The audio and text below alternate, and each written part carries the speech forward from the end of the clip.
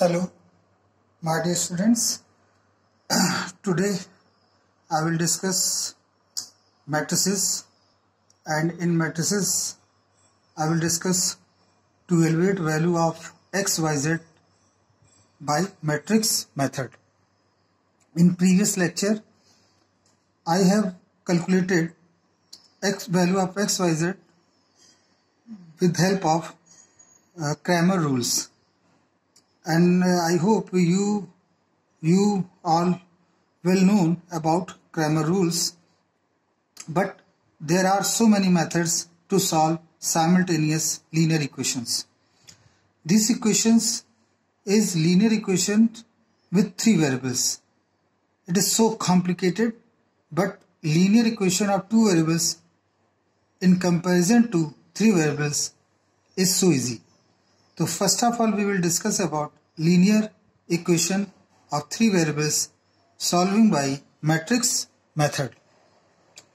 तो सबसे पहले इस क्वेश्चन को हम लिखते हैं एक स्टैंडर्ड फॉर्मेट में, और स्टैंडर्ड फॉर्मेट को कहते हैं कि right in equation in matrix form. Solution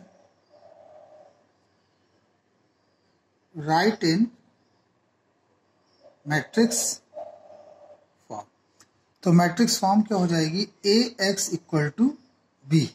matrix form जो है इसकी वो क्या है बच्चों?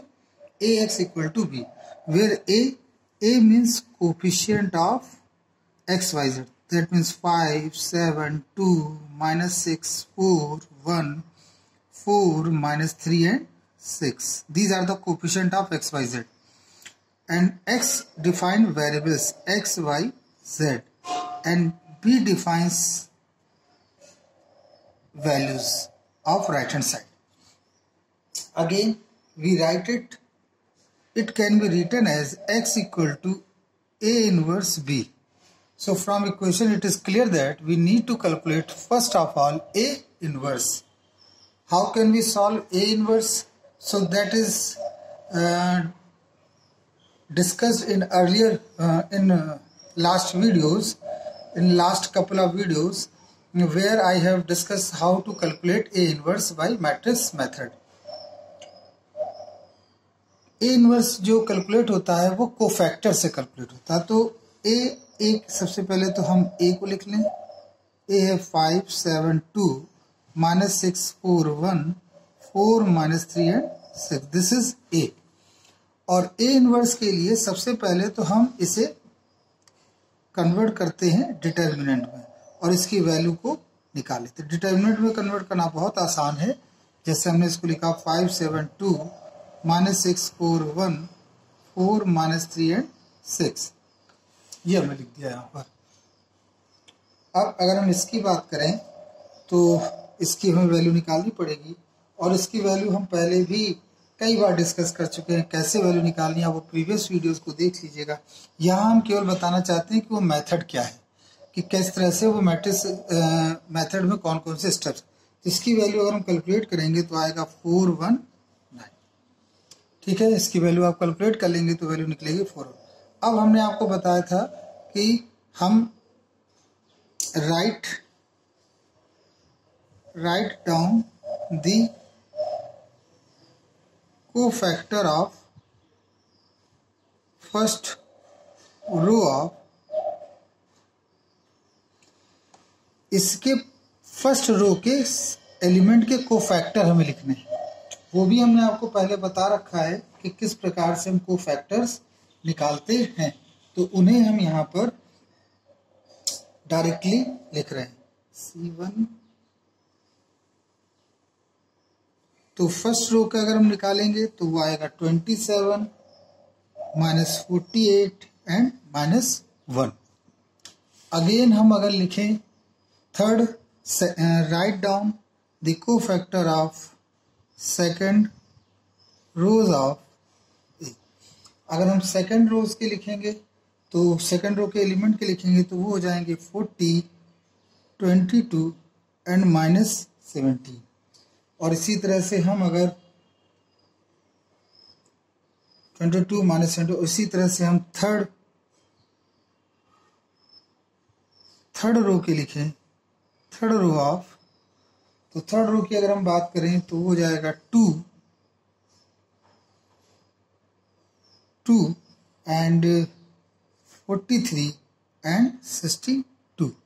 So these are the coefficient, these are the cofactor of determinant A of each element. सारे एलिमेंट्स के हमने कोफैक्टर लिख लिए।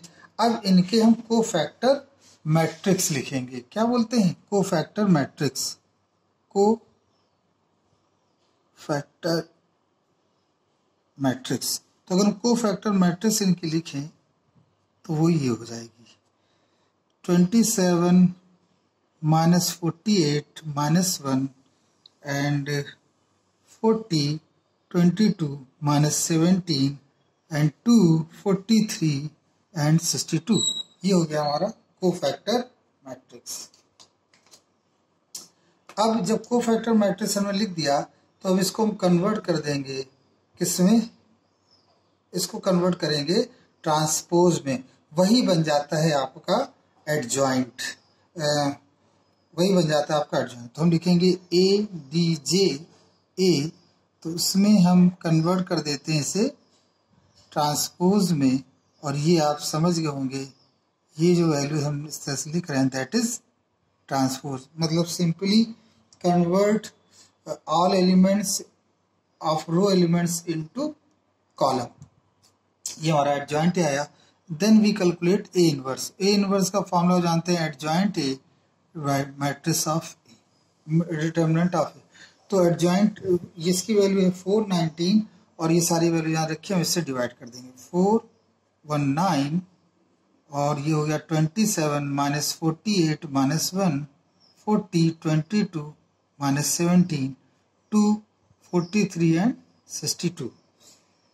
जब हम इसे तो कुल मिला के आपने समझा कि इनवर्स निकल आया। अब हम अपनी इस इक्वेशन पर आते हैं फिर से। Now x equal to A inverse B. तो x मीन्स क्या है? x मीन्स है x y z और a इनवर्स का मतलब क्या है?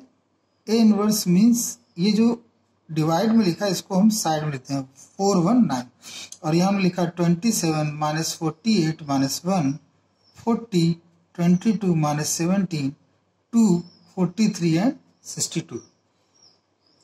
ये हमारा हो गया। अब b की वैल्यू को हम यहाँ लिख देंगे दैट मीन्स 15 19 एंड 46। इस तरह से हमने इसको भी लिखा। अब आपको हमने पहले भी पिछले सारे वीडियोस में मैंने बता रखा कैसे हम ये प्रोडक्ट करते हैं। हमेशा प्रोडक्ट करने से पहले देखते हैं नंबर ऑफ कॉलम और नंबर ऑफ रोज। तो नंबर ऑफ कॉलम कितने हैं? 3। नंबर ऑफ रोज कितनी है? 3। इसका मतलब इनका आपस में मल्टीप्लाई होगा, तो उसे आप मल्टीप्लाई कर लेंगे।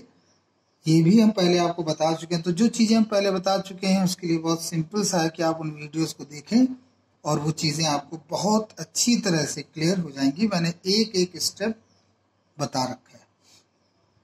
1978 and again minus 15 323 plus 2852। Again हम इसे एडअप करेंगे, तो जब हम ऐड कर लेंगे और इसे सॉल्व करेंगे तो आ जाएगा 1257 1676 एंड 2514 और इसे डिवाइड कर देंगे हर एक टर्म को। तो पहला आएगा 3, फिर आएगा 4 और फिर आएगा 6। और यहाँ इक्वल में क्या चल रहा था बच्चों? इक्वल में गौर से देखिए, X Y Z equal to 3 4 6 and x equal to 3, y equal to 4 and z equal to 6. Now this is your answer. तो ये था आपका मैट्रिक्स मेथड। यकीन जानिए जितने भी क्वेश्चंस होंगे सब के सब इसी तरीके से इसी मेथड से सॉल्व किए जाते हैं, इनमें कोई भी चेंजेस नहीं होता है। तो ये था आपका मैट्रिक्स मेथड से लीनियर इक्वेशंस को कैसे सॉल्व किया जाता है। आई होप इसमें बीच बीच में कैलकुलेशन मैंने नहीं किए हैं क्योंकि ये सारे सिमिलर कैलकुलेशन हैं जो पिछले वीडियोस में हमने डिस्कस किए हैं, वहां से आप इसे समझ सकते हैं। Thank you very much.